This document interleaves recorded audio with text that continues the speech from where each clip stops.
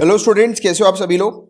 तो देखो, मार्च 2020 के करंट अफेयर्स को हम लोग रिवाइज कर रहे हैं। मार्च 2020 का कंटिन्यू कर रहे हैं। तो प्रीलिम्स 2021 को हमने टारगेट किया है, प्रीलिम्स 2021 को टारगेट करते हुए आपकी ये तैयारी करवाई जा रही है।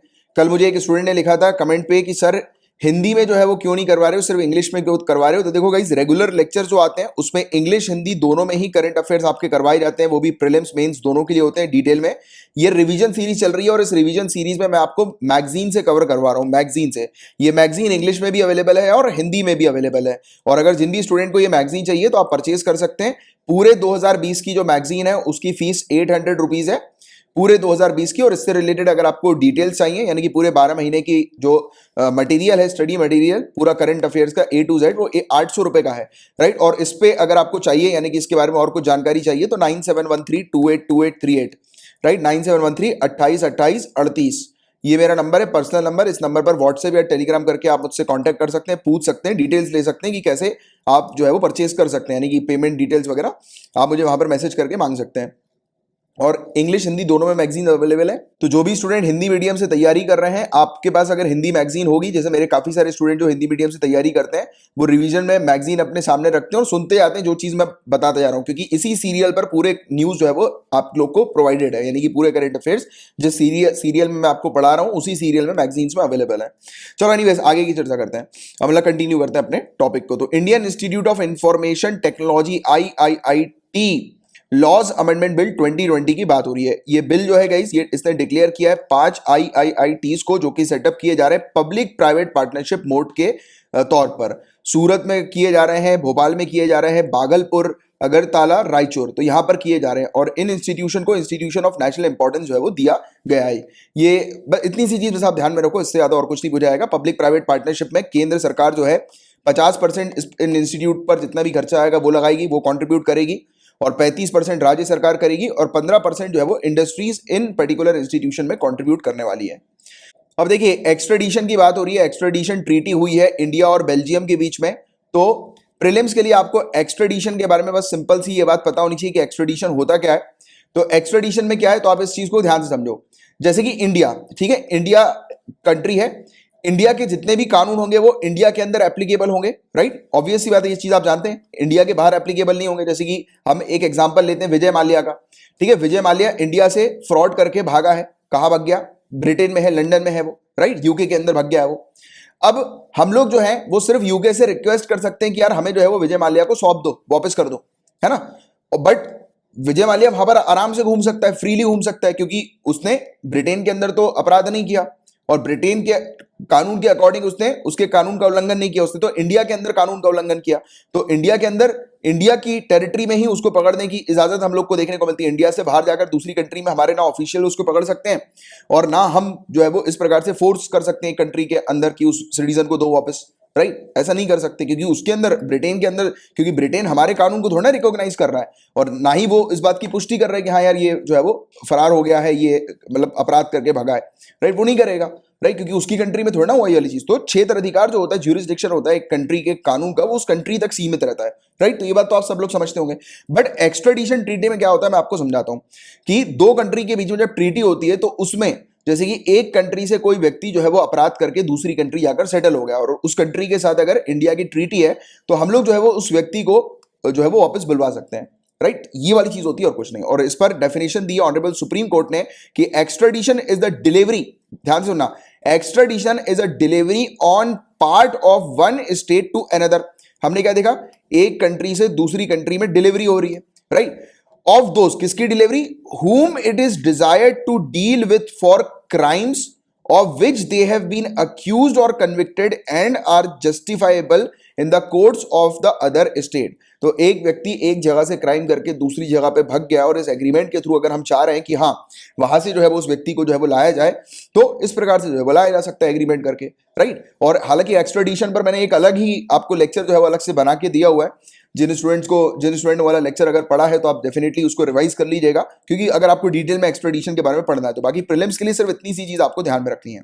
और बाकी किस प्रकार के अपराध हो सकते हैं, तो देखो, अपराध का पीरियड जो होना चाहिए वो मिनिमम 1 ईयर का होना चाहिए, ठीक है। 1 साल की उसको सजा होना चाहिए या फिर कुछ और सीवियर पनिशमेंट होनी चाहिए। तो ऐसे ही जो अपराधी होते हैं तो उनको एक्स्ट्रेडिशन के थ्रू जो है वो बुलवाया जा सकता है। तो ये वाला बस एक पॉइंट आप थोड़ा सा ध्यान में रखना।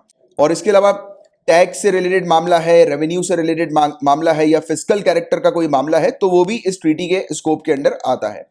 और जो नेशनल जो होते हैं गाइस, एक्स्ट्राडिशन यानी कि एक सिटीजन का एक्स्ट्राडिशन जो होता है वो डिस्क्रिशनरी भी होता है। और नेशनैलिटी जो है वो किस आधार पर डिटरमाइन की होगी, निर्धारित की गई होगी कि जिस समय उसने ऑफेंस कमिट किया। नहीं तो ऐसा हो सकता है ना कि एक व्यक्ति जो है वो एक कंट्री के अंदर सिटीजन है, वो जो है वो अपराध करके दूसरी कंट्री के अंदर उसने सिटीजनशिप हासिल कर ली, तो वो तो दूसरी कंट्री का सिटीजन हो गया, वहां पर वो क्लीन है बिल्कुल, राइट। तो वो सामने वाली कंट्री तो बोल सकती है कि नहीं यार ये तो मेरा सिटीजन है, मैं तो उसको नहीं दे पाऊंगी क्योंकि मैंने तो जो है वो इसको सिटीजनशिप दे दी है, ये अब हमारा सिटीजन है। ऐसा नहीं हो पाएगा। ये निर्धारित होगा कि उस व्यक्ति ने जिस समय उसके पास यानी कि जिस समय उसने अपराध किया था तो उस समय किस कंट्री की सिटीजनशिप थी, उसको देखते हुए एक्स्ट्रेडिशन जो है वो नेशनल्स का किया जाता है, राइट। तो ये चीज आप थोड़ी सी ध्यान में रख रहे हैं। और इसके अंदर यह भी कहा गया है कि कुछ पॉलिटिकल ऑफेंस भी इसके अंदर इन्वॉल्व हैं, बट ट्रीटी ने स्पेसिफाई किया है कि कुछ ऐसे ऑफेंस जो है जो कि पॉलिटिकल ऑफेंस कंसिडर किए जाते हैं वो इसमें शामिल नहीं किए गए हैं। बस कुछ सिंपल सी चीज है जिसके बारे में बस आपको ये सब आइडिया होना चाहिए। और एक्स्ट्रेडिशन एक्ट 1962 जो है गाइस, ये इंडिया के अंदर ये कानून जो है वो क्रिएट करता है, मतलब कि इंडिया को एक लेजिस्लेटिव बेसिस पर एक्स्ट्रेडिशन जो है वो प्रोवाइड कराता है, मतलब कि कानून के आधार पर एक्स्ट्रेडिशन प्रोवाइड कराने के लिए इंडिया का ये एक्स्ट्रेडिशन का कानून हमें देखने को मिलता है। इसके अंदर ऐसे कानून जो होते हैं जो कि फ्यूजिटिव ऑफेंडर जो होते हैं ना, क्रिमिनल फ्यूजिटिव, जो भगौड़े लोग जो होते हैं जो इंडिया से फॉरेन स्टेट चले जाते हैं, तो उनको वापस बुलाने के लिए ये हमारे यहाँ कानून है, एक्स्ट्रेडिशन एक्ट 1962। और इसे मॉडिफाई किया गया था 1993 में एक कानून के थ्रू, मतलब एक्ट 66 ऑफ 1993 जो था उसके तहत ये इसको मॉडिफाई भी किया गया है। और consular, passport, visa division, ministry of external affairs जो है ये बेसिकली नोडल अथॉरिटी है एक्स्ट्रेडिशन की इंडिया के अंदर। तो नोडल अथॉरिटी कौन सी है? मिनिस्ट्री ऑफ एक्सटर्नल अफेयर्स, उसका कंसुलर, पासपोर्ट और वीजा डिवीजन जो है वो हमें नोडल अथॉरिटी देखने को मिलती है। अब फाइनेंस बिल जो है वो लोकसभा के अंदर पास हो गया, तो आपसे प्रीलिम से पूछा जा सकता है कि फाइनेंस बिल होते क्या है। तो a bill that contains some provision related to taxation and expenditure, कुछ ऐसे बिल जिसमें टैक्सेशन यानी कि टैक्स से रिलेटेड या खर्चों से रिलेटेड कुछ प्रोविजन होते हैं, तो वो बिल जो होते हैं वो फाइनेंस बिल होते हैं, राइट। तो ये चीज आप लोग को ध्यान में रखनी है। और आर्टिकल 117 जो हमारे इंडियन कॉन्स्टिट्यूशन का है वो डील करता है फाइनेंस बिल से। तो क्वेश्चन डायरेक्टली ये भी आ सकता है कि आर्टिकल 117 जो है वो किससे डील करता है, या फाइनेंस बिल जो है वो किससे रिलेटेड है, कौन से आर्टिकल से रिलेटेड है। तो ये चीज आपको थोड़ी सी ध्यान में रखनी है। और देखो एक्साइज ड्यूटी क्या होती है, तो ये भी एक प्रकार का टैक्स होता है, ये सामानों के ऊपर लगता है, एक कर है जो कि सामानों के ऊपर लगता है उनके प्रोडक्शन के लिए, उनकी लाइसेंसिंग के लिए और उनके सेल्स के लिए। तो ये चीज आपको ध्यान में रखनी है। ये बिल्कुल अपोजिट है कस्टम ड्यूटीज के, क्योंकि कस्टम ड्यूटी जो है वो कहां पर लगती हैं, ये हम लोग को मतलब इंटरनेशनली अगर आप किसी प्रोडक्ट को बुलवा रहे हो, राइट, आप इंपोर्ट करवा रहे हो तो उस पर कस्टम ड्यूटीज जो है वो लगती हैं, राइट। तो वो चीज है। बट ये वाला जो टैक्स है ये हमें देखने को मिलता है कि प्रोड्यूसर्स के ऊपर लगता है, जो इंडिया के अंदर डोमेस्टिकली जो मैन्युफैक्चर्ड गुड्स जो होते हैं उनके ऊपर लगता है, जो प्रोड्यूसर इंडिया के अंदर सामान को प्रोड्यूस करते हैं उनके ऊपर ये एक्साइज ड्यूटी जो है वो लगती है, राइट। और आज की डेट में एक्साइज ड्यूटी जो है वो सिर्फ और सिर्फ पेट्रोलियम और लिकर के ऊपर जो है वो लगती है, लिकर और पेट्रोलियम के ऊपर। और एक फैक्ट भी ध्यान में रखना कि हम लोग जो है वो नॉन रेसिडेंट इंडियन से टैक्स चार्ज नहीं करते हैं। अगर वो हमारी कंट्री के अंदर कुछ इनकम करते हैं 15 लाख रुपए तक की, तो उनसे कोई भी टैक्स जो है वो नहीं लिया जाता है। और फाइनेंस बिल ने इक्वलाइजेशन लेवी के बारे में बात करी है। तो आपको शायद याद आ रहा होगा कि अगर आपने मतलब कल का करंट अफेयर्स पढ़ा होगा, डेली करंट अफेयर्स, मतलब कि डेट जो है ये कल नहीं, मेरे ख्याल से आज ही का है, आज का 5 जून की बात कर रहा हूं मैं, 5 जून 2021 की। तो वो वाला टॉपिक आपने पढ़ा होगा, तो हम लोगों ने इक्वलाइजेशन लेवी के बारे में भी चर्चा करी थी। तो 2016 में लाया गया था, किन लोगों के लिए लाया गया था, कि जो भी ऑनलाइन एडवर्टीजमेंट या डिजिटल एडवर्टीजमेंट स्पेस और फैसिलिटीज प्रोवाइड कराते हैं उनके लिए। जैसे कि आज की डेट में आप जब यूट्यूब पर ये लेक्चर देख रहे होंगे तो आपको पता है कि इस लेक्चर के आगे एक ऐड आया होगा, या फिर यूट्यूब पर आप देखते हैं ना एड्स वगैरह जो आते हैं, तो ऐसी कंपनीज वगैरह जो कि एड्स वगैरह डिस्प्ले करती हैं, एड्स वगैरह के थ्रू कमाती है, तो उनके ऊपर जो है ये चार्ज लगता है, इक्वलाइजेशन लेवी जो है वो लगती है, 2016 में इंट्रोड्यूस की गई थी, राइट। और इसके अंदर और भी जो ऑनलाइन सेल्स और गुड्स जो है उसको शामिल करने की बात की गई थी, जिसके बारे में मैंने आपको पढ़ाया भी था कि जैसे कि अमेजॉन है, फ्लिपकार्ट है, ई कॉमर्स कंपनी है, तो उनके ऊपर भी डिजिटल टैक्स लगाने के बारे में फाइनेंस बिल के अंदर हमें देखने को मिला था अभी। और लोकसभा जो है गाइस, ये एडजर्न साइंड इन हो गई है, मतलब कि लोकसभा अब समाप्त हो गई थी उस समय जिस समय ये आया था, क्योंकि हमें देखने को मिला था कि कोविड-19 का समय था, कोविड-19 पैंडेमिक की सिचुएशन बढ़ गई थी, इसलिए लोकसभा को एडजर्न जो है वो कर दिया गया था फाइनेंस बिल के बाद बिना किसी डिबेट के। तो ये वाली चीज तो हालांकि आपके एग्जाम के लिए इंपॉर्टेंट नहीं है, ये चीज नहीं पूछी जाएगी। बट एडजर्न साइंड इन क्या होता है, तो it means without assigning a day for a further meeting और hearing of an indefinite period. मतलब कि देखो, एडजर्न साइडलाइन तब होती है जब अगली डेट जो है वो डिसाइड नहीं की जाती, मतलब कि कब अगला सेशन या अगली सिटिंग बैठने वाली है लोकसभा की, तो उसके बारे में इंफॉर्मेशन नहीं दी जाती, मतलब कि वो एडजर्न साइडलाइन हो गया, मतलब कि बिना किसी डेट दिए हाउस जो है वो बंद हो जाता है, मतलब कि कुछ समय के लिए क्लोज हो जाता है, राइट। तो ये वाली चीज आपको थोड़ी सी ध्यान में रखनी है। अब वर्ल्ड ट्यूबरकुलोसिस डे कब आता है, ये किस समय मनाया जाता है? तो 24 मार्च यहां पर लिखा नहीं हुआ है, बट आप डेट लिख लो, 24 मार्च को मनाया जाता है वर्ल्ड ट्यूबरकुलोसिस डे, 24 मार्च। और ट्यूबरकुलोसिस की डिस्कवरी किसके द्वारा की गई थी? टीबी बैक्टीरिया की। तो डॉक्टर रॉबर्ट कोच, इन्होंने 1882 में ट्यूबरकुलोसिस बैसिलस को डिस्कवर किया था। United nation sustainable development goal का जो टारगेट है कि पूरे दुनिया भर से 2030 तक ट्यूबरकुलोसिस को एंड कर देना, खत्म कर देना, और हमारा क्या टारगेट है इंडिया का? तो ये टारगेट ध्यान में रखना, हमारा टारगेट 2025 का है कि 2025 तक जो है वो हमें ट्यूबरकुलोसिस को खत्म कर देना। उसके लिए हमारा national strategic plan for tuberculosis elimination है, 2017 से 2025 का हमारा प्लान है। टीबी हारेगा देश जीतेगा, ये हमारा कैंपेन है, राइट। इसे सितंबर 2019 में लॉन्च किया था। 3 पिलर्स के तहत क्लिनिकल अप्रोच रखनी है, पब्लिक हेल्थ कंपोनेंट और एक्टिव कम्युनिटी पार्टिसिपेशन, मतलब कि क्लिनिक्स वगैरह प्रॉपर होनी चाहिए, पब्लिक हेल्थ कंपोनेंट यानी कि पब्लिक अवेयरनेस इसमें होनी चाहिए, राइट, और साथ ही साथ एक्टिव कम्युनिटी पार्टिसिपेशन, कम्युनिटी जो है वो पार्टिसिपेट करे, और इस चीज के थ्रू जो है वो 2025 तक जो है वो टीबी को खत्म किया जाएगा इंडिया से।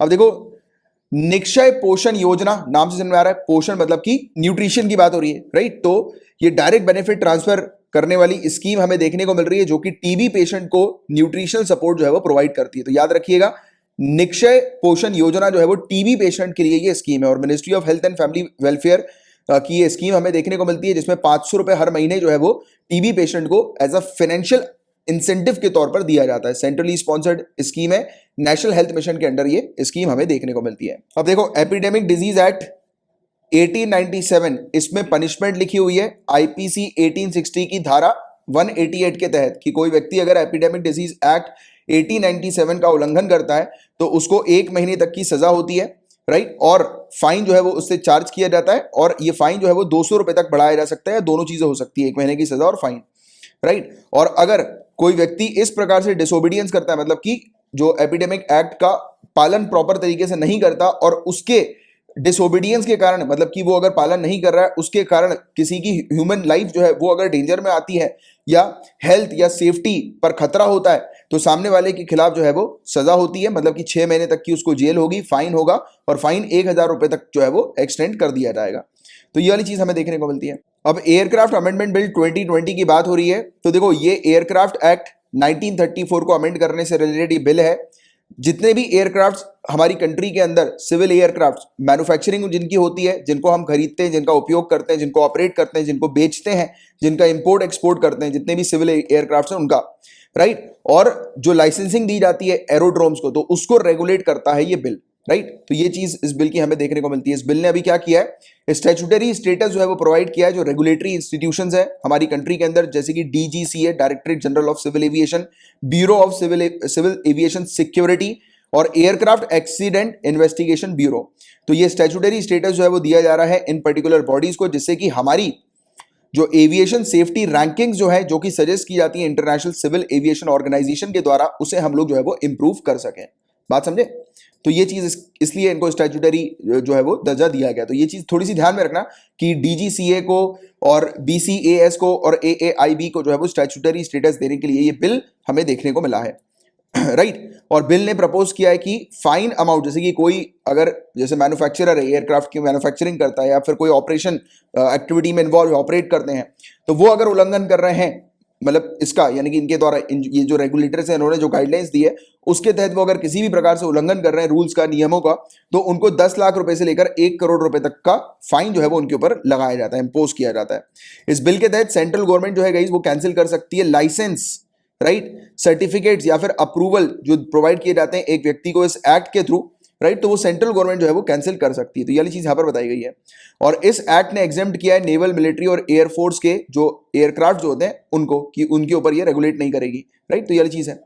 और इसके अलावा बिल जो है गाइस इसमें बताया जा रहा है कि एग्जेम्पशन जो है इसका एक्सपेंड किया गया है। इसमें आर्म्ड फोर्सेस जो है, यानी कि हमारी जो ये मतलब आर्म्ड फोर्सेस या दूसरी कोई भी हमारी इस प्रकार की जो फोर्स है, राइट, जो कि आर्म्ड फोर्सेस के अंडर आती है, right, security point of view से जो हमें देखने को मिलती है, तो उसको उन भी एयरक्राफ्ट को भी जो है वो एग्जाम कर दिया गया, उन एयरक्राफ्ट पर भी ये रेगुलेशन जो है वो इन बॉडीज का नहीं होगा, इन 3 बॉडीज का। अब देखो ग्रुप ऑफ 20 नेशंस की यहाँ पर बात हो रही है, G20 की बात हो रही है, तो G20 में 19 कंट्री है और एक यूरोपियन यूनियन है। Point to be noted, 19 country और यूरोपियन यूनियन, तो ये G20 के मेंबर हम लोग को देखने को मिलते हैं। क्वेश्चन कभी कभी आ जाए कि G20 में कितनी कंट्रीज पूछ ली जाए आपसे, तो 19 लिखिएगा। कितने मेंबर्स पूछ लिए जाए, तो 19 प्लस यूरोपियन यूनियन, राइट, तो ये चीज आपको ध्यान में रखनी है।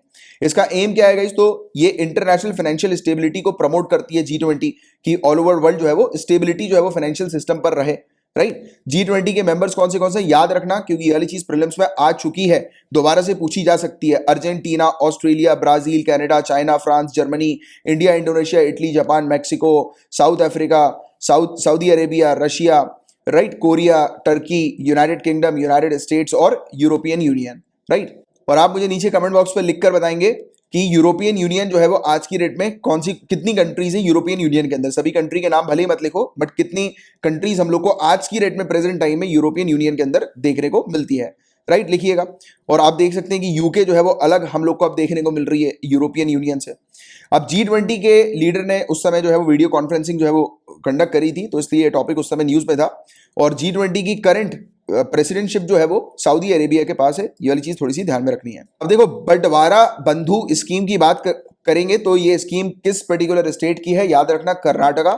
इस स्कीम के तहत जो है वो जो स्ट्रीट वेंडर्स होते हैं ना, ठेले वाले जो लोग होते हैं या स्मॉल ट्रेडर्स होते हैं, छोटा मोटा बिजनेस उनका होता है, राइट, तो उनको इंटरेस्ट फ्री लोन जो है वो दिया जा रहा है। स्मॉल ट्रेडर्स को लोन जो है वो 10,000 रुपए तक का दिया जाएगा, बिना किसी कोलैटरल के, मतलब बिना कोई चीज गिरवी रखे।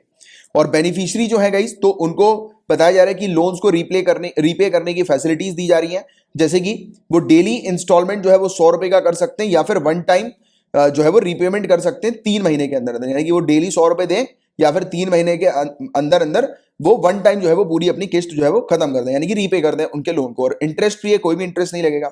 अगर इस 3 महीनों में रीपे कर दिया जाता है तो सामने वाला व्यक्ति जो है वो नया लोन उठा सकता है 15,000 रुपए तक का, राइट, तो ये वाली चीज भी उसको, ये फैसिलिटी भी दी जा रही है, राइट, तो ये वाली चीज। और कर्नाटका चीफ मिनिस्टर ने रिसेंटली अनाउंस किया था वेवर की लोन माफ कर दिया था सभी लोगों का इस स्कीम के तहत, तो ये वाली चीज भी आपको थोड़ी सी पता होनी चाहिए। वैसे तो ये चीज नहीं आएगी, मेनली आएगा कि ये स्कीम जो है वो किस स्टेट की है और इस स्कीम किन के लिए है, बेनिफिशियरी कौन है, क्या पर्पस है इस स्कीम का, तो बस 2-3 पॉइंट्स याद रखो।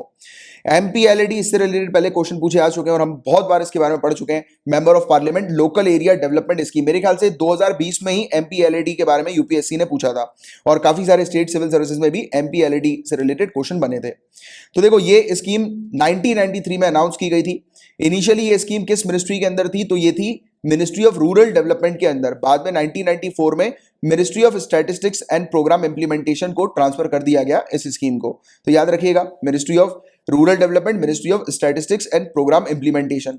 और फिर हमें देखने को मिला कि पहली गाइडलाइन जो इसकी इशू की गई थी वो 1994 में इशू की गई थी, राइट, इस स्कीम के इंप्लीमेंटेशन और मॉनिटर करने के लिए। अब देखिए ऑब्जेक्टिव क्या है इन स्कीम्स का, तो मेंबर ऑफ पार्लियामेंट जो होते हैं गाइस, तो वो रिकमेंड करते हैं कि किस प्रकार का, यानी कि जो MP हैं, ध्यान से सुनना, जो मेंबर ऑफ पार्लियामेंट है, ठीक है, वो क्या करते हैं, वो एक एरिया के डेवलपमेंट के लिए जो है वो रिकमेंडेशन देते हैं कि क्या क्या चीजें डेवलप करनी है, और ड्यूरेबल कम्युनिटी के बारे में बताते हैं, जैसे कि किसी एरिया में रोड बनवाना है, राइट, किसी एरिया में जैसे कि पानी के पीने का, मतलब पीने के पानी का टैंक नहीं है तो वो टैंक जो है वो बिल्ड करना है, तो ऐसी चीजों का ये रिकमेंडेशन देते हैं, ठीक है। और उस पर जो है फिर वो लोकल अथॉरिटीज काम करती हैं और प्रायोरिटी वगैरह सेटअप की जाती है कि कौन सी चीज को जो है वो सबसे पहले करना है, कौन सी को बाद में करना है, तो ये चीज इसमें होती है। यहां पर लोग ये कंफ्यूज होते हैं, लोग को लगता है कि MP को जो है वो 5 करोड़ रुपए हर साल दिए जाते हैं, राइट। और देखो इसमें 2 चीज है, एक, अगर MP मेंबर ऑफ पार्लियामेंट अगर लोकसभा के हैं, राइट, लोकसभा के, तो वो जिस कॉन्स्टिट्यूएंसी के हैं, जिस कॉन्स्टिट्यूएंसी से उन्हें चुना गया है, तो वो अपनी कॉन्स्टिट्यूएंसी को डेवलप करने के लिए काम करते हैं। बट वो अगर राज्यसभा के हैं तब वो क्या करेंगे, तो वो उन जिस स्टेट से आए उस स्टेट पर कहीं पर भी जो है वो मतलब डेवलपमेंटल प्रोजेक्ट जो है उसके बारे में रिकमेंडेशन दे सकते हैं कि कहां पर क्या डेवलपमेंट करना है। वो लोकली फेल्ड नीड्स के आधार पर होता है, यानी कि वहां पर जो लोकलाइट्स हैं, जो लोग रह रहे हैं, जो जनता है, उनको अगर जिस चीज की आवश्यकता है वो अपने मतलब MP को बताते हैं, और फिर MP जो है वो उसके हिसाब से फिर फैसला लेते हैं, डिसीजन लेते हैं कि किस प्रकार से वहां पर डेवलपमेंट करना है। एक और चीज की यहाँ पर 5 करोड़ रुपए MP के हाथ में नहीं दिया जाता, यहाँ पर इस प्रकार से, क्योंकि देखो सरकारी काम जो होता है वो बिल्स के ऊपर आधारित होता है। बिल मतलब कि मैं वो कानून बनाने वाले बिल की बात नहीं कर रहा हूँ, मैं इसकी बिल की बात कर रहा हूँ कि जो भी खर्चा होता है, हम बोलते हैं ना कि जैसे कि आपके अगर कोई फ्रेंड इंजीनियर होंगे या आप खुद इंजीनियर हो, तो आप भी बात करते हो कि यार अभी वो बिल पास नहीं हुआ है यार सरकार की तरफ से, मतलब कि पैसा चेक पास नहीं हुआ है, बिल पास नहीं हुआ है, ऐसा बोलते हैं ना कि अभी वो क्लियर नहीं हुआ है बिल, राइट। तो वो चीज होती है। तो इस प्रकार के इनके काम चलते हैं ऐसे। तो एमपी के हाथ में कोई पैसा नहीं आता है 5 करोड़ रुपए, ये पैसा जो होता है वो काम के अकॉर्डिंग डिस्ट्रिक्ट अथॉरिटीज को डिस्ट्रीब्यूट किया जाता है, जो जो अथॉरिटीज उस काम को करती हैं, राइट। जैसे कि पीडब्ल्यूडी अथॉरिटी हो गई, और भी काफी सारी अथॉरिटीज होती हैं जो वो कंस्ट्रक्शन एक्टिविटीज में इन्वॉल्व है, जो वो काम कर रही हैं, तो फिर वो मतलब चार्ज करती हैं, राइट। यानी कि वो बताती हैं कि कितना पैसा लग रहा है, फिर उस हिसाब से उनको एलोकेट कर दिया जाता है। और लोकसभा के मेंबर जो होते हैं वो रिकमेंड कर सकते हैं किसी भी वर्क को अपनी कॉन्स्टिट्यूएंसी के अंदर, जैसे मैंने आपको बताया। और राज्यसभा के जो मेंबर होते हैं वो अपनी स्टेट के अंदर जहां से वो इलेक्ट किए गए हैं, तो वो उस स्टेट में कहीं पर भी वो रिकमेंड कर सकते हैं। बट लोकसभा के जो मेंबर होते हैं वो सिर्फ अपनी कॉन्स्टिट्यूएंसी के काम को रिकमेंड कर सकते हैं। इसमें drinking water, primary education, public health, sanitation, road etcetera, तो इन सब चीजों को ध्यान में रखा जाता है कि इन सब चीजों से रिलेटेड अगर कुछ कंस्ट्रक्शन करना है, कोई ड्यूरेबल एसेट जो है वो क्रिएट करना है, तो वो करवा सकते हैं। और सेंट्रल सेक्टर स्कीम है ये। एमपी को फंड जो है वो 5 करोड़ रुपए उनकी कॉन्स्टिट्यूएंसी के डेवलपमेंट के लिए प्रोवाइड किया जाता है, बट एक्चुअल में एमपी को नहीं प्रोवाइड किया जाता प्रैक्टिकली, राइट। और recently Ministry of Statistics and Programme Implementation ने अमेंडमेंट किया एमपी एलईडी की गाइडलाइंस के ऊपर, और अलाउ किया मेंबर ऑफ पार्लियामेंट को कि वो फंड जो है वो रिकमेंड कर सकते हैं किस पर्पस के लिए, मेडिकल टेस्टिंग की जो डिवाइस है, स्क्रीनिंग इक्विपमेंट जो होते हैं, राइट, सरकारी हॉस्पिटल्स के लिए, तो वो रिकमेंड कर सकते हैं कि किस प्रकार से फंड जो है वो एलोकेट करना है, राइट। तो यह चीज अब हालांकि एमपी एलईडी स्कीम को जो है वो फिर बाद में जाकर सस्पेंड कर दिया गया है, इसके बारे में आपको पता होना चाहिए कि। और अभी अगर मैं आपसे 2021 जून की बात करूं, जो अभी समय चल रहा है, तो इस समय जो है वो अभी एमपी वो कर रहा है, मतलब रिक्वेस्ट कर रहा है हाउस के अंदर, लोकसभा के अंदर, कि अरे यार मतलब एमपी एलईडी स्कीम को जो है वो दोबारा से शुरू कर दिया जाए, क्योंकि अभी एक्सपेंडिचर करना था बहुत ज्यादा सरकार को कोविड के समय पर, तो सरकार ने इसको जो है वो बंद कर दिया। इसने बोला कि अभी एलोकेट नहीं किए जाएंगे पैसे, अभी मेन जो पूरा पैसा चैनलाइज किया जाएगा वो महामारी को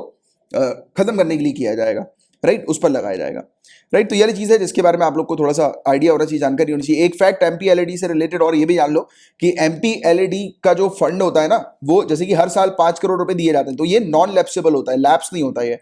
मतलब कि अभी 5 करोड़ रुपए उन्होंने 4 करोड़ ही जो है वो यूज किया, 1 करोड़ बच गया, तो नेक्स्ट ईयर जो है वो कैरी फॉरवर्ड हो जाता है।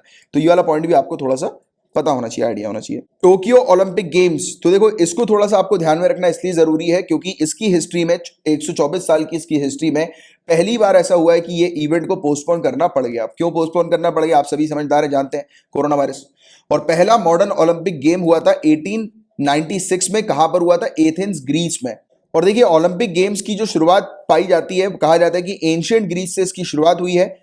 मतलब एंशियंट ग्रीस में जो रिलीजियस फेस्टिवल मनाए जाते थे उसका ये पार्ट हुआ करता था ओलंपिक गेम्स, और ये हुआ करते थे ऑनर ऑफ जियस पर, मतलब कि ग्रीक गॉड जो है स्काई के जियस, उनके ऑनर पर, उनके सम्मान में जो है ये फेस्टिवल होता था, और लोग जो है वो ओलंपिक गेम्स खेला करते थे। और ये ग्रीस के अंदर ओलंपिया में हमें देखने को मिलता था, होता था। और इंटरनेशनल ओलंपिक कमेटी, इसके बारे में भी थोड़ी सी बात कर लेते हैं। तो ये क्रिएट हुई थी 23 जून 1894 को, और ये सुप्रीम अथॉरिटी है ओलंपिक मूवमेंट के लिए, कि ऑल ओवर वर्ल्ड जहां पर भी ओलंपिक्स होते हैं तो उसकी सुप्रीम अथॉरिटी हम लोग को देखने को मिलती है। Non for profit independent international organisation है ये, जो कि बेटर वर्ल्ड जो है वो क्रिएट करने पर काम करती है स्पोर्ट्स के थ्रू, स्पोर्ट्स के माध्यम से एक बेटर वर्ल्ड जो है वो बिल्डअप हो, जैसे कि लोग बाग जो है वो शांति से रहें, क्योंकि स्पोर्ट्स जो होता है वो शांति का एक प्रकार का प्रतीक होता है ना, कि आपस में नेशन जो है वो वॉर करने की जगह, लड़ने झगड़ने की जगह खेल कूद करके जो है वो एक दूसरे के साथ रिलेशन बनाए। और ये इंश्योर करती है रेगुलर सेलिब्रेशन ओलंपिक गेम्स का होना चाहिए, सपोर्ट करती है सभी प्रकार के एफिलिएटेड मेंबर ऑर्गेनाइजेशन होते हैं, और स्ट्रांगली इंकरेज करती है उनको, राइट, वेरियस चीजों के थ्रू ओलंपिक की वैल्यूज को जो है वो प्रमोट करती है। तो ये सब इसके काम होते हैं। अब सेस फंड की यहां पर बात हो रही है कि जो कंस्ट्रक्शन वर्कर्स जो हमें देखने को मिलते हैं, ये दिहाड़ी मजदूर वगैरह जो हैं, कंस्ट्रक्शन वर्कर्स जो हैं, तो उनके वेलफेयर के लिए, राइट, कि वो जो है अपलिफ्ट हो सकें, तो उसके लिए सेस फंड एक लाया गया। तो सेस आपको बताएगा इसकी सेस जो है वो किस चीज पर लगाया जाता है, लागू किया जाता है। तो ये बेसिकली एक प्रकार का टैक्स होता है, बट वो टैक्स के ऊपर लगाया जाता है। टैक्स पर टैक्स जो होता है वो सेस हम लोग को देखने को मिलता है, और सेस जो होता है वो किसी स्पेसिफिक पर्पस के लिए ही होता है, राइट, स्पेसिफिक पर्पस के लिए। सरचार्ज जो होता है ना टैक्स के ऊपर, जो सरचार्ज जैसे हम लोग बोलते हैं, उसके इक्वलेंट ही होता है ये, बट ये स्पेसिफिक पर्पस के लिए होता है। जैसे कि एजुकेशन सेस आपने नाम सुना होगा, एग्री सेस आपने नाम सुना होगा। तो इसमें जो भी पैसा इस सेस के माध्यम से जिस पर्पस के लिए कलेक्ट किया जा रहा है तो उस पर्पस में ही वो पैसा खर्च होगा। जैसे कि हम लोग देखते हैं ना कि इन जनरल टैक्स जो होते हैं वो जनरली कलेक्ट किए जाते हैं और वो ओवरऑल जितना भी पैसा कलेक्ट होता है वो बजट के अकॉर्डिंग हमें देखने को मिलता है कि फिर वो उसको अलग अलग एक्टिविटीज में जो है वो लगा दिया जाता है, राइट। उसमें कोई निर्धारित वो नहीं होता कि इनकम टैक्स से अगर पैसा जो है वो गेन करेगी सरकार, पैसा कलेक्ट करेगी सरकार, तो उससे उस पैसे को वो कहाँ पर जो है वो लगाएगी, कहाँ पर इन्वेस्ट करेगी, तो वो स्पेसिफाई नहीं होता। बट सेज में ये चीज स्पेसिफाई होती है। जैसे कि ये सेज फंड हम लोग को वेलफेयर के लिए है कंस्ट्रक्शन वर्कर्स के, तो कंस्ट्रक्शन वर्कर्स के वेलफेयर पर ही ये सेज से आया हुआ पैसा जो है वो खर्च होगा, राइट। तो ये वाली चीज हम लोग को देखने को मिलती है और दोनों ही डायरेक्ट और इनडायरेक्ट टैक्स दोनों पर ही लगता है। ये point to be noted, question आ सकते हैं। और जो भी रेवेन्यू जो है वो जनरेट होती है इनकम टैक्स से, कॉर्पोरेशन टैक्स से, इनडायरेक्ट टैक्स से, वो एलोकेट होती है वेरियस पर्पसेस के लिए। बट जो भी टैक्सेस कलेक्ट होते हैं हमें देखने को मिलता है सेस से, तो वो उस स्पेसिफिक पर्पस के लिए ही खर्च किए जाते हैं जिस पर्पस के लिए उसे कलेक्ट किया गया है, राइट। तो ये वाली चीज है जिसके बारे में आप लोग को ध्यान में रखना है। जैसे कि हम लोग को आज की डेट में मोटर व्हीकल्स के लिए इंफ्रास्ट्रक्चर सेस जो है वो देखने को मिलता है, मोटर व्हीकल्स के ऊपर लगता है। क्लीन एनवायरमेंट सेस है, कृषि कल्याण सेस है एग्रीकल्चर इंप्रूवमेंट के लिए और फार्मर्स के वेलफेयर के लिए, एजुकेशन सेस है। तो ये इसके एग्जाम्पल है। और देखो ये पैसा सब कहां पर जाता है, कंसोलिडेटेड फंड ऑफ इंडिया में जाता है कि जितनी भी प्राप्ति होती है सभी प्रकार के टैक्सेस की और सेजेस की, ये कहां चली जाती है, कहां रखते हैं हम लोग इसको, कंसोलिडेटेड फंड ऑफ इंडिया में रखते हैं, जो कि गवर्नमेंट ऑफ इंडिया का एक अकाउंट हमें देखने को मिलता है, राइट। और ये वाली चीज है जिसके बारे में एक आपको आइडिया होना चाहिए बस। और बाकी कंस्ट्रक्शन वर्कर्स के लिए एक सेस जो है बुलाया गया।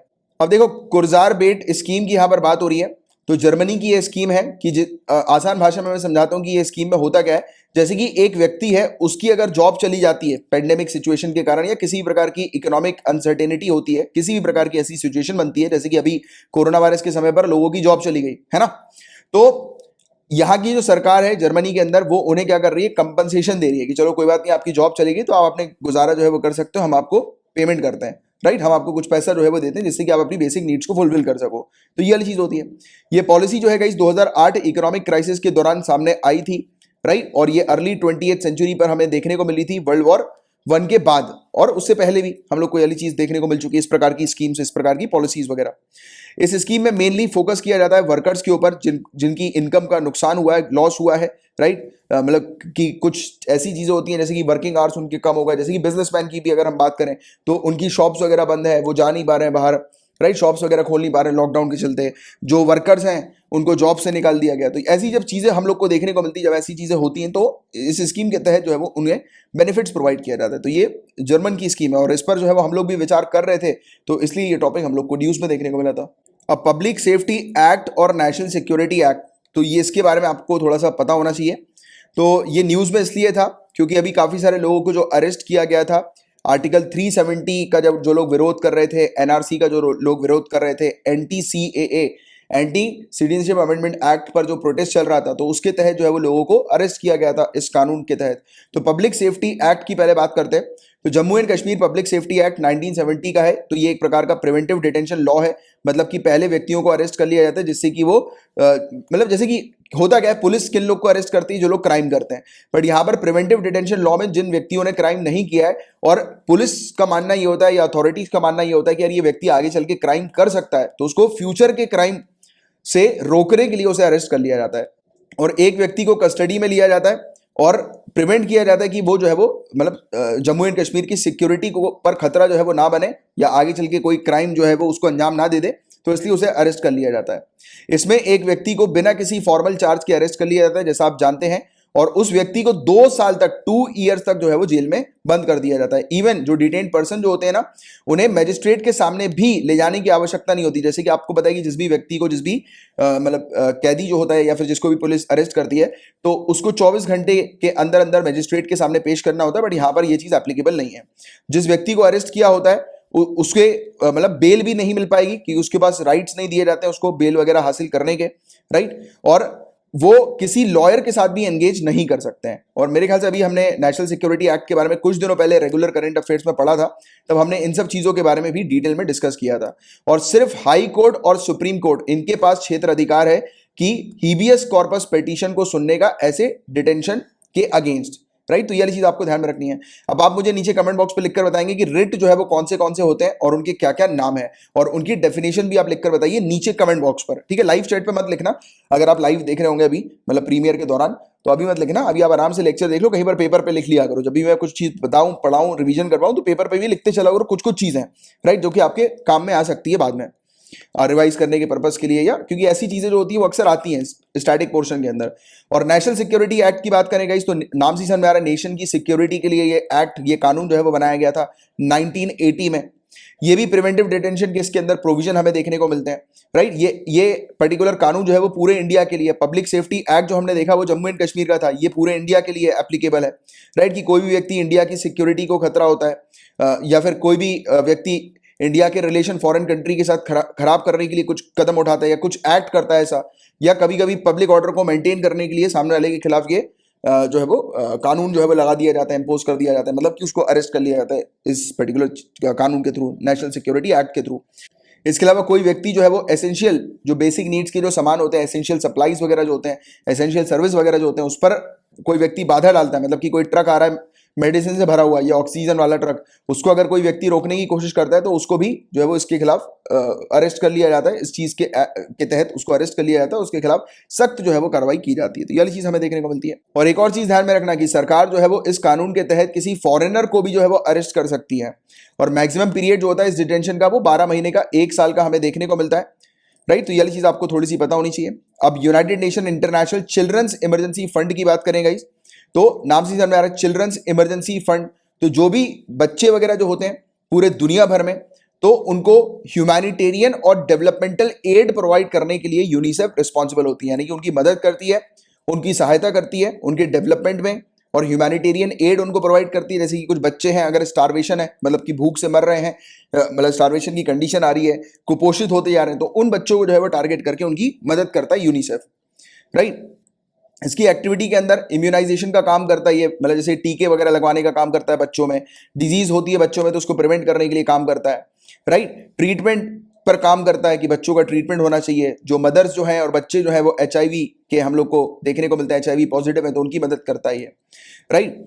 Enhancing childhood and maternal nutrition, वही मैंने आपको बताया कि जो भी बच्चे कुपोषित वगैरह जो हैं जिनमें न्यूट्रिशन की कमी है, तो उनको न्यूट्रिशन वगैरह जो है वो प्रोवाइड करने का काम करता है। सैनिटेशन इंप्रूव करने का काम करता है, साफ सफाई मेंटेन हो, राइट, तो उस पर काम करता है। एजुकेशन को प्रमोट करता है, राइट। इमरजेंसी रिलीफ जो है वो प्रोवाइड कराता है, यानी कि किसी प्रकार का जब भी कोई इमरजेंसी सिचुएशन आती है जिसमें बच्चे जो हैं वो तकलीफ में हो जाते हैं, कुछ भी हो सकता है, वॉर के थ्रू हो सकता है, वायलेंस के थ्रू हो सकता है, कुछ भी हो सकता है, कॉन्फ्लिक्ट के थ्रू हो सकता है कि बच्चे जो है वो किसी परेशानी में है, या कोई डिजीज के थ्रू हो सकता है, राइट। तो उनको तुरंत के तुरंत जो है वो राहत प्रोवाइड कराने के लिए ये काम करता है कि कोई भी अगर डिजास्टर आ गया तो उन्हें तुरंत जो है वो राहत मिल सके बच्चों को, राइट। यूनिसेफ जो है वो एंटायरली डिपेंड करता है किसके ऊपर, जो सरकार है पूरे दुनिया भर की और जो प्राइवेट डोनर्स हैं उनके कंट्रीब्यूशन के ऊपर डिपेंडेंट होता है। तो इसके पास जो पैसा आता है तो कंट्रीब्यूशन के थ्रू ये पैसा इसके पास आता है, और उस पैसे से जो है ये बच्चों की मदद करते हैं यूनिसेफ। इसका हेडक्वार्टर हम लोग को न्यूयॉर्क सिटी यूएसए में देखने को मिलता है।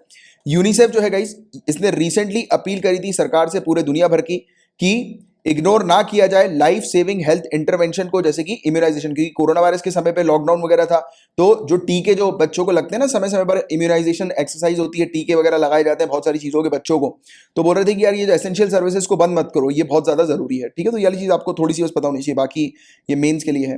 अब प्रधानमंत्री गरीब कल्याण पैकेज की हम बात करें तो ये मेनली टारगेट करता है ये पैकेज गरीब लोगों को, पुअर पीपल को, राइट। और वो लोग जो लोग अनऑर्गेनाइज सेक्टर पर काम करते हैं हमारी कंट्री के अंदर, तो उनको टारगेट करने के लिए देखो गरीब कल्याण है, गरीब लोग जो हैं उनकी मदद करने का ये पैकेज हम लोग को पीएम का देखने को मिल रहा है, पीएम गरीब कल्याण पैकेज। इसके अंदर काफी सारे हम लोग को उपाय देखने को मिल रहे हैं सरकार के, जैसे कि उनकी इकोनॉमिक कंडीशन ठीक की जा सकती है, गरीबों की हेल्थ और फूड रिलेटेड जो कंडीशन है उनकी ठीक की जा सकती है। किसानों के लिए 2000 रुपए हर किसान को प्रोवाइड करने की बात की गई है पीएम किसान स्कीम के तहत। पेंशनर्स के लिए कहा गया है कि 1000 रुपए हर महीना पेंशन जिनको मिलती है ना उनको अगले 3 महीने तक जो है वो प्रोवाइड किया जाएगा, स्पेशली ओल्ड एज पर्संस को, राइट, वृद्ध लोगों को, जो विडो है उनको, और डिसेबल्ड पर्सन जो है वो उनको। तो बताया गया कि एडिशनल प्लस 1000 रुपीज जो है वो इस समय पर उनको और देने की बात की गई। महिलाओं को कहा गया कि 500 रुपए महिलाओं को के अकाउंट में जो है वो ट्रांसफर किए जाएंगे। यहाँ पर बात हो रही है बिलो पॉवर्टी लाइन की, राइट, जो महिला हम लोग को देखने को मिल रही है। और अगले 3 महीने के लिए जिन महिलाओं के पास जनधन बैंक अकाउंट हमें देखने को मिलता है तो उन महिलाओं को किया जा रहा है। और जो भी रजिस्टर्ड बेनिफिशियरी हैं उज्जवल योजना के थ्रू, जिसमें फ्री एलपीजी कनेक्शन जो है वो प्रोवाइड करती है सरकार।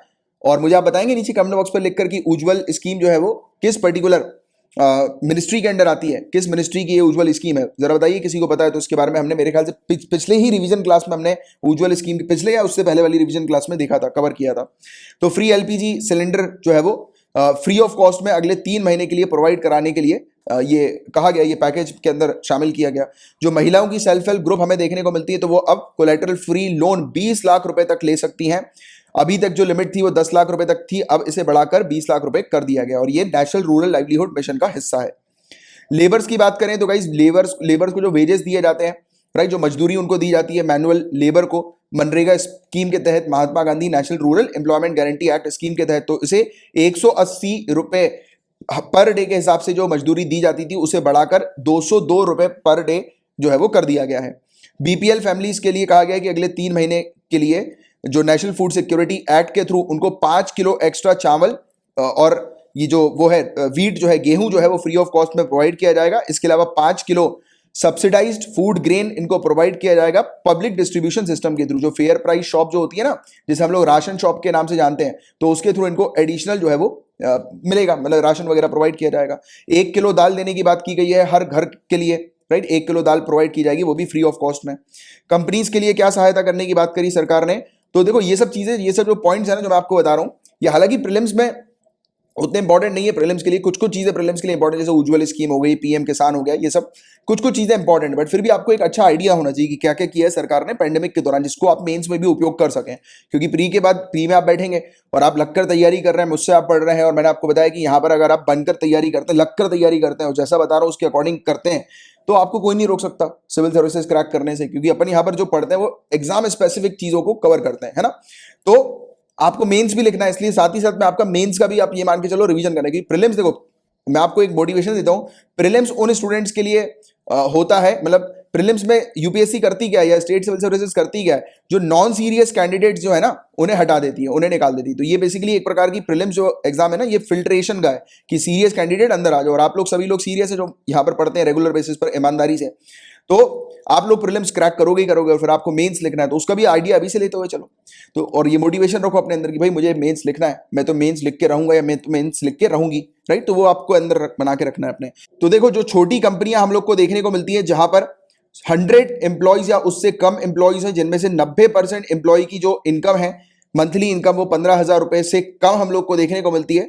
तो केंद्र सरकार बोल रही है कि ये दोनों ही एम्प्लॉयर और एम्प्लॉयज के एम्प्लॉइज प्रोविडेंट फंड का कंट्रीब्यूशन जो है वो बियर करेंगे, राइट। मतलब कि एम्प्लॉय का भी ईपीएफ के लिए कोई पैसा कटेगा नहीं, एम्प्लॉयर का भी नहीं कटेगा, पूरा जो पैसा है 100% पैसा जो है वो सरकार प्रोवाइड कराएगी अगले 3 महीनों के लिए। तो ये वाली चीज सरकार ने करी। और ये स्कीम जो है ना, ईपीएफ स्कीम, इसके तहत हम लोग को देखने को मिलता है कि जो रेगुलेशंस वगैरह जो होते हैं, तो उसको अमेंड किया जा रहा है, अलाउ किया जा रहा है कि एक व्यक्ति जो है वो अपना 75% जो अमाउंट है ईपीएफ के अंदर, यानी कि प्रोविडेंट फंड का, उसका 75% अमाउंट जो है वो निकाल सकते हैं, या फिर 3 महीने की जो मतलब जो कीमत है, वेजेस जो है वो निकाल सकते हैं। इनमें से जो भी चीज कम होगी तो वो सामने वाला व्यक्ति जो है वो ऑप्ट करके निकाल सकता है, राइट। जैसे कि वो अगले, अब क्योंकि लॉकडाउन इस समय घोषित करना था। अब देखो मैं आपको, मेरे ख्याल से इस समय तक ये वाली जो न्यूज जब मैंने आपको पढ़ाई थी ना, आई थिंक ये वाली जब मैं न्यूज आपको पढ़ा रहा था, तो उस समय तक जो है लॉकडाउन लगा नहीं था, राइट। एक मैं आपको एक बढ़िया सी चीज बताता हूँ, क्योंकि ये स्कीम मुझे पता नहीं क्यों याद नहीं आ रही, ये पहले की है।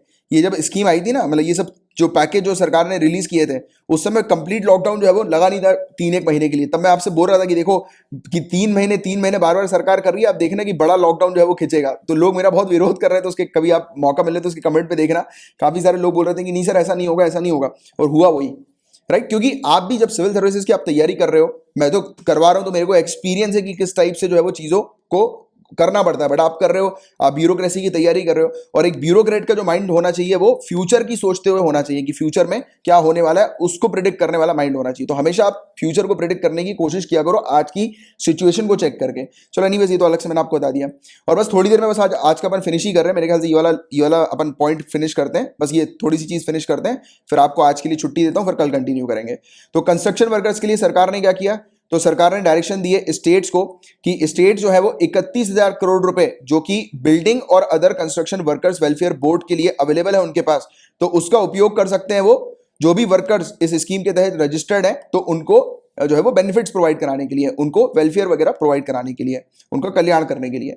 और मनी जो ऑलरेडी अवेलेबल है डिस्ट्रिक्ट मिनरल फंड के अंदर, तो बताया जा रहा है कि इसका उपयोग किया जा सकता है मेडिकल टेस्टिंग और स्क्रीनिंग पर्पस के लिए, कोरोना वायरस की इसका यूटिलाइज किया जा सकता है इस चीज को प्रधानमंत्री गरीब कल्याण पैकेज के तहत। तो ये चीज यहां पर इन्होंने बताई थी। और जो हेल्थ केयर वर्कर जो है गाइस, तो उनको इंश्योरेंस स्कीम देने की बात की गई है इसके तहत, इस पैकेज के तहत, कि जो भी वर्कर जो है हेल्थ केयर वर्कर्स कोविड-19 के समय पर हॉस्पिटल में, गवर्नमेंट हॉस्पिटल्स में, हेल्थ केयर सेंटर में, राइट, वो लड़ रहे हैं और उनके साथ अगर किसी प्रकार का एक्सीडेंट होता है तो उनको कंपनसेशन के तौर पर 50 लाख रुपए इस स्कीम के तहत जो है वो प्रोवाइड किए जाए।